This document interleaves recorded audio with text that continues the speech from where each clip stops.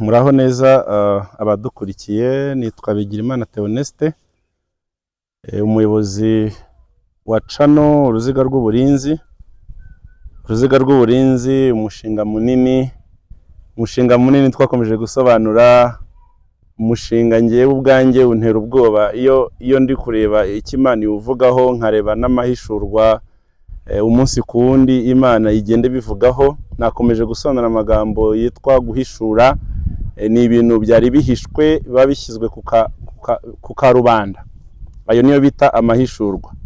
Hanyuma ubuhanuzi nkuko nakomeje kubivuga, harimo ijambo ryitwa guhanura, gutanga inama mu buryo budasanzwe.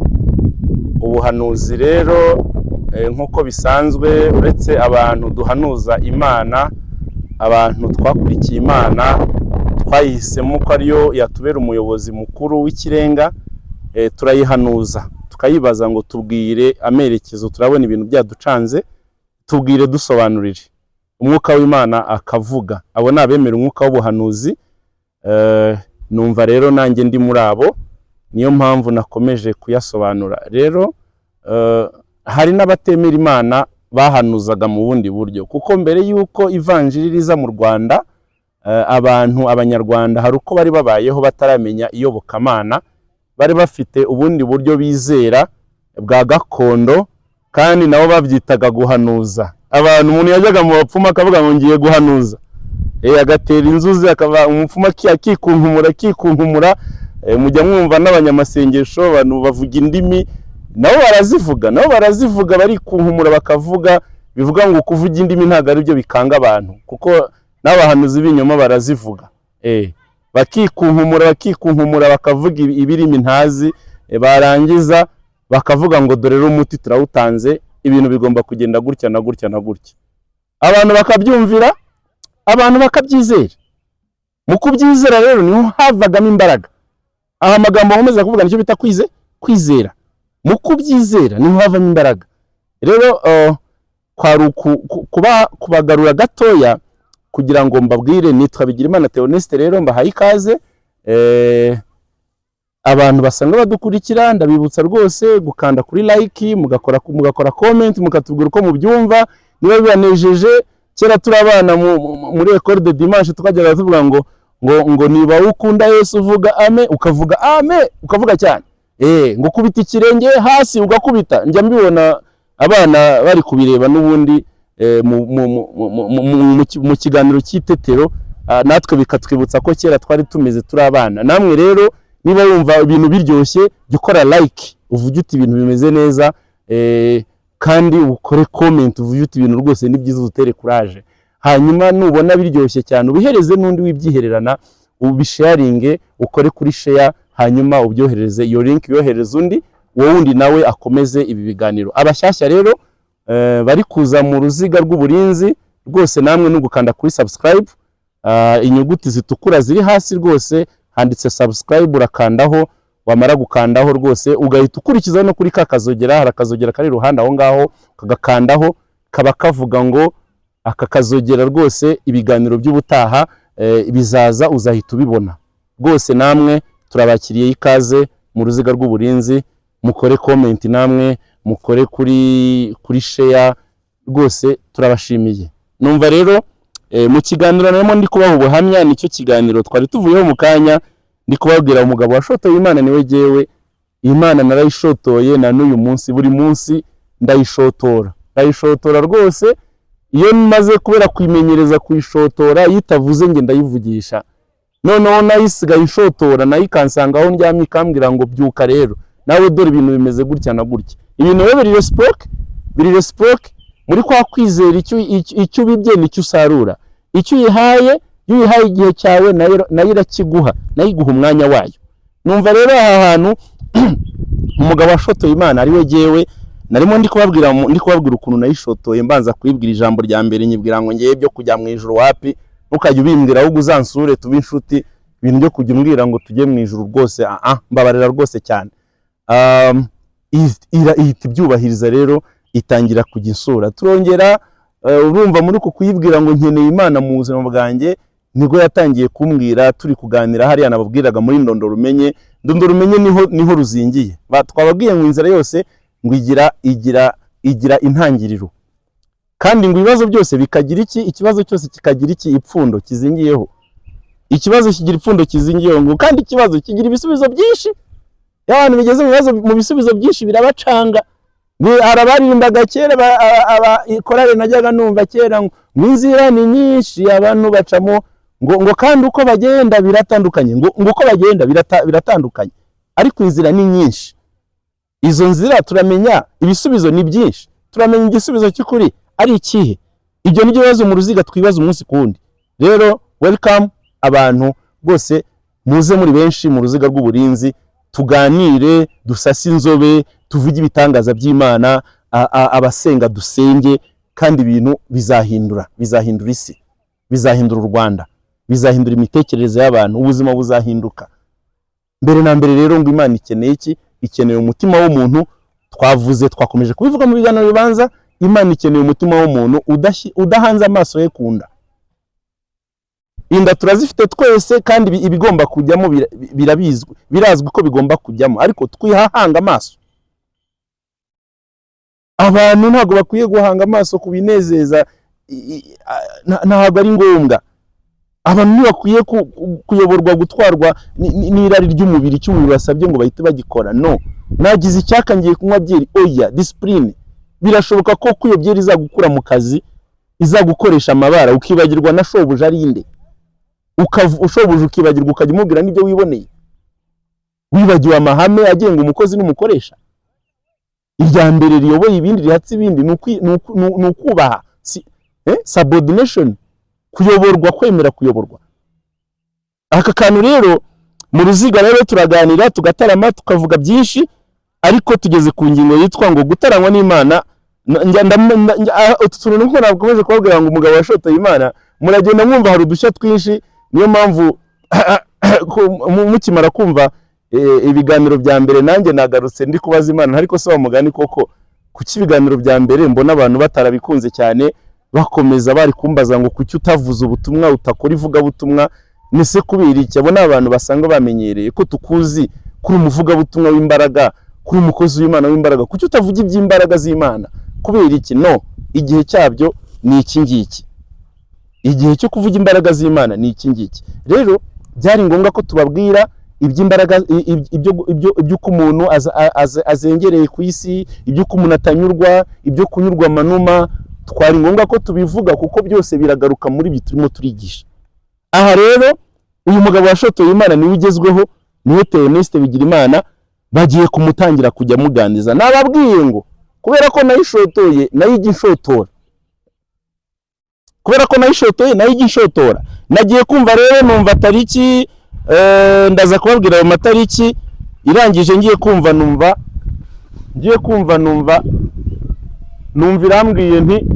irambwiye iti, nagiye kumva numva umwuka w'Imana yambwiye iti rero ati nagira ngo nkubwire ngo uzi ko gutoranywa ni ikintu kirenze kurusha guhabwa isezerano.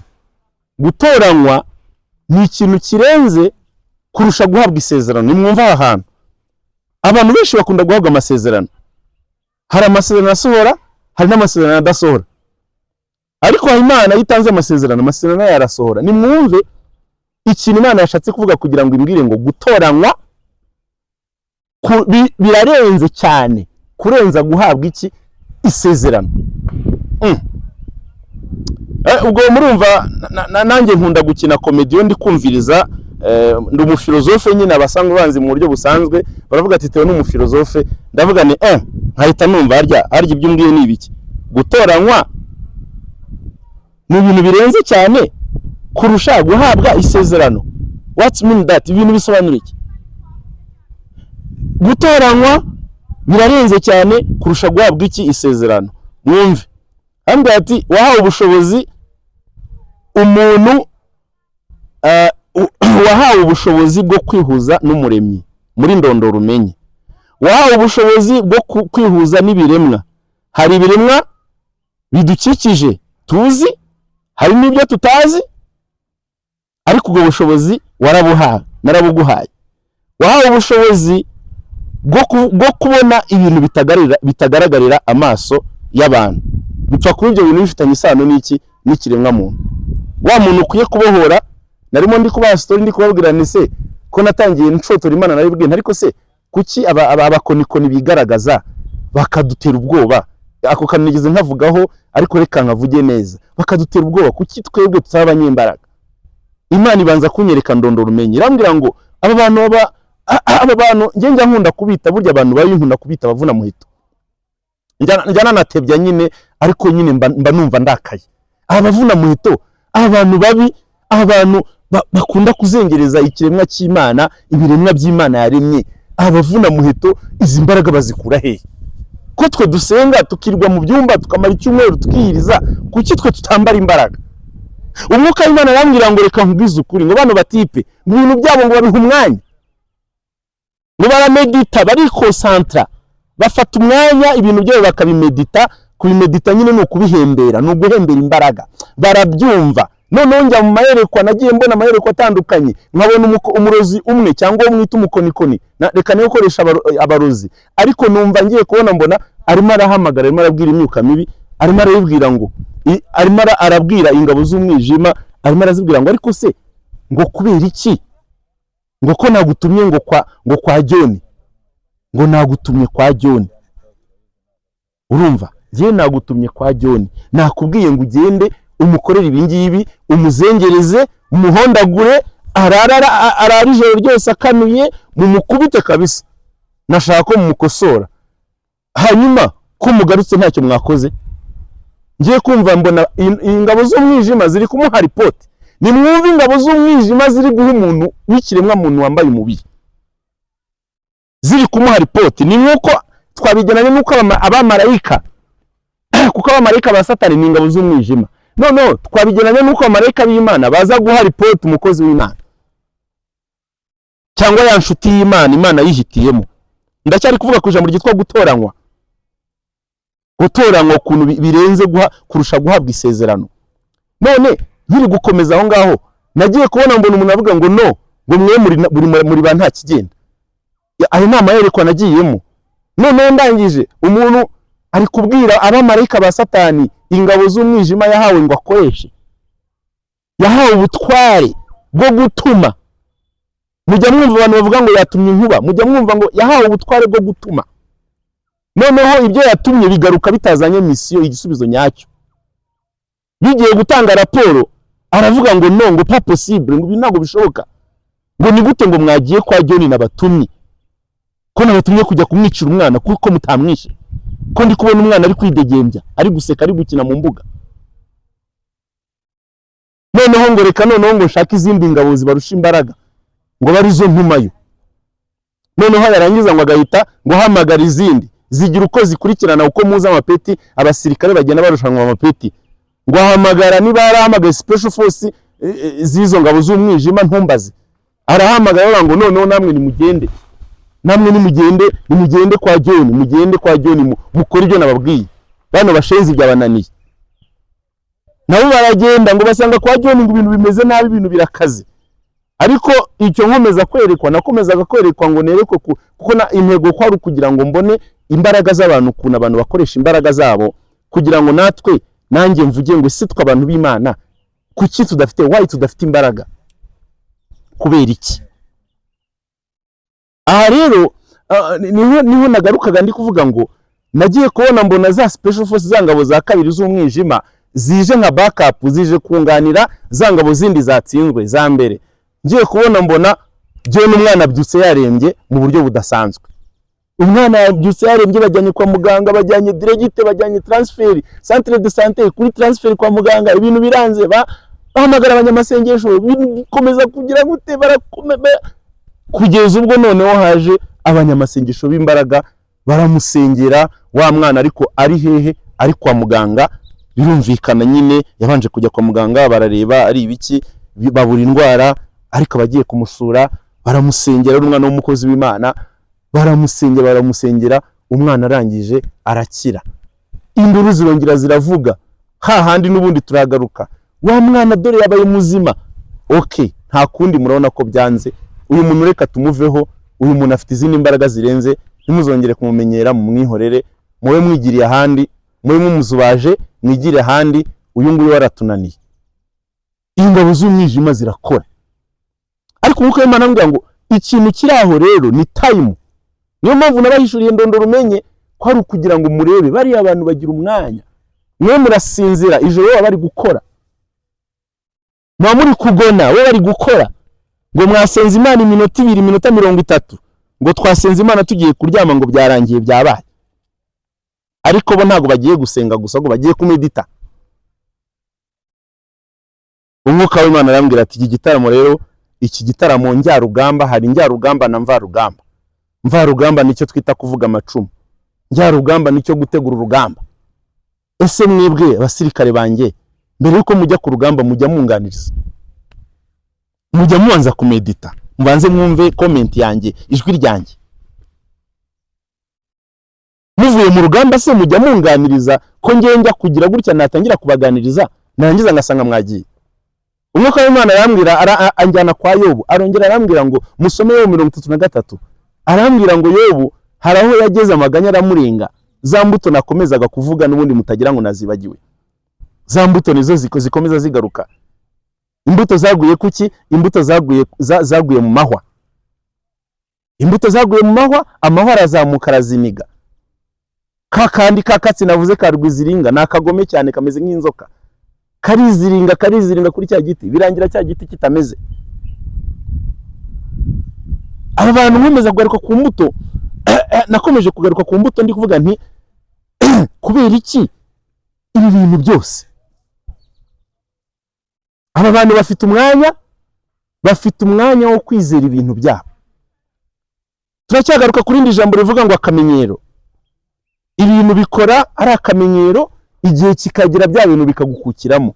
Niwimenyereza kuganira n'Imana muri meditation, ukakora meditation spirituelle every day, buri munsi, ukajya ufata umwanya wo guhembera imbaraga z'Imana, ibyo bintu bizakora kandi bizafata.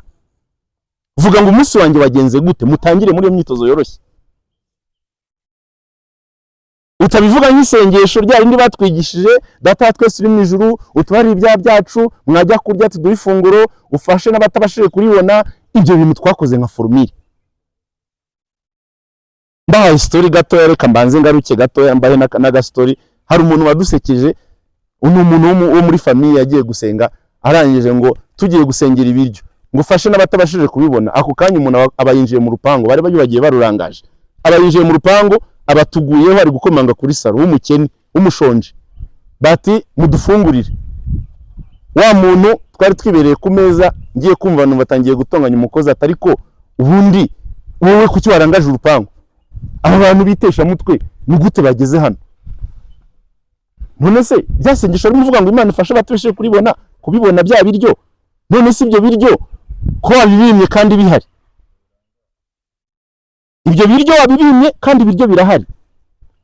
Ahangaha rero dukomeje kuvuga, ndacyakomeza kucyo bita meditation. Nitukaje tuvuga ibintu tubikura mu mutwe nka bya bindi twaborokaga tutazi ibyari byo, ugafata mu mutwe ukazinga ngo rwose ngo Mana ngo ndagushimiye ngo ko wandinze ngo oya, ibyo bya ngo ntago tubishaka. Imana ikeneye meditation spirituelle, ikeneye ko ugenda ukaganira nayo mukinegura. Byagenze bite? Umunsi wora upanga gute? Nibana nawe uze kureba niba mwabanye. Ngo buri munsi Imana ibi imbuto, ngo ariko ngo ntago tubiha iki agaciro. Rero aha hantu nyiri kuvuga gutoranywa birarenze, kurenza gukora iki? Kurenza guhabwa isezerano. Aha rero uyu muntu nababwiraga umukozi w'Imana yari mashotora Imana, ayibwira ngo kuki jewe udashobora kumpa imbaraga zinesha bari abantu, kubyo basenga bidahambaye nkawe, kuki twe taba connected kuri we, kuki twe tutomatana nawe ngo ibintu tubifatishe neza. Nanjye rero Umwuka w'Imana araje aranshotoye, arangije ambwiye ayo magambo ati rero nagira ngo nkubwire ko gutoranya ari ibintu, gutoranywa ni ibintu birenze, kurenza gukora iki? Kurenza ni ibintu birenze gutoranywa kurusha guhabwa isezerano. Gutoranywa. Ese ikibazo kikabaza ngo ese umuntu atoranywa byagenze bite? umuntu atoranywa byagenze biti. Ahangaha rero ibintu birenze byitwa gutoranywa, nagira ngo rero tukiganireho, ariho rero tuganira ku cyerekezo gishya Uwiteka Imana yatanze. Ahangaha yaravuze ngo mu bihe bikomeye turimo, ngo nitwitoze kubyutsa no gukoresha Yesu twatamiye kurusha Yesu twigishijwe mu nkuru z'ubuhanuzi. Si ijambo bari kubwiye wakumva bimeze bite? Yesu twatamiye kurenza Yesu twigishijwe muki? Mu nkuru z'abakurambere n'abahanuzi. Yesu watamiye ni wa wundi ukubamo ubuzima bwawe bwose, ukubamo mwamenyereye kugendana, mwamenyereye gushotorana kuri buri kantu kose, muri ndondoro umenye. Aya magambo araremereye, birasaba ko tuza kwiga neza. Turaza gusoma muri Mika igice cya 6 umurongo wa 1 kugera wa 3, ariho havuga ngo Imana ishaka ku bantu bayo. Ahangaha rero tukagaruka rero ku buryo Theo rero yabazaga Imana impamvu idakunda kwigaragaza, ugereranyije ngo impamvu Imana idakunda kugaragaza imbaraga zayo ugereranyije n'uburyo Satani yigaragariza abantu nk'umunyembaraga kandi urenze ku isi. Satani arigaragaza umunsi ku wundi, anyuze muri babakonikoni, anyuze muri babakozi be, abantu bakamutinya. Ariko Imana iyo tukavuga ngo kuki utigaragaza nk'umuntu urenze, ariko umwuka w'Imana yakomezaga kumbwira ngo ese ndajya kwigaragaza mwibice ko arantu nageze ndavuga ngo Imana irakennye, nayo ngo ikeneye imitima y'abantu batarangaye, badatumbiriye inda, badatwarwa n'irari. Imana ikeneye abantu badatumbiriye ibyishimo, irabifite ariko ntago uko ubishaka ari kuri bubigenze. Banza wemere ujye kuri disposition yayo. Turaza kugaruka rero ariho twavugaga Imana rero ikeneye wa muntu. Rero hano tukiri kuvuga ngo Satani Theo washotoye Imana aracyayishotora, ariko turacyakomeza kuvuga ngo ikintu kirenze no gutoranywa, nicyo kirenze kurenza gukora iki? Kurenza isezerano. Aha rero mu kanya ndaje mbabwire icyerekezo gishya Imana yatanze. Iki cyerekezo gishya umva ko ari nyina ari gishya, ndaje tukiganireho. Hagataho nagira ngo mbereke n'amashyuza meza turiho. Ubu niho duherereye. Mbere yuko nza kubabwira ngo cawo, nagira ngo rwose amashyuza tuyariho nk'uko mubibona mu karere ka Rusizi, umurenge n'uwa Nyakabuye, hafi y'ahangaha kuri Simerwa, ahari ibirombe bya Simerwa. N'ahangaha rero ku mashyuza mujya mwumva bavuga hari y'amazi atogota, y'amazi ngo avura amavunane y'uburyo bwose. Hari n'abandi baba barimo rwose b'ibyiciro bitandukanye baba baje kuyoga no kwikandisha imvune. Ahangaha niho turi, twaje natwe kureba ibyiza by'Imana yaremye, ibyiza by'igihugu cy'u Rwanda. Murakoze, ndabashimiye, naho mu kanya.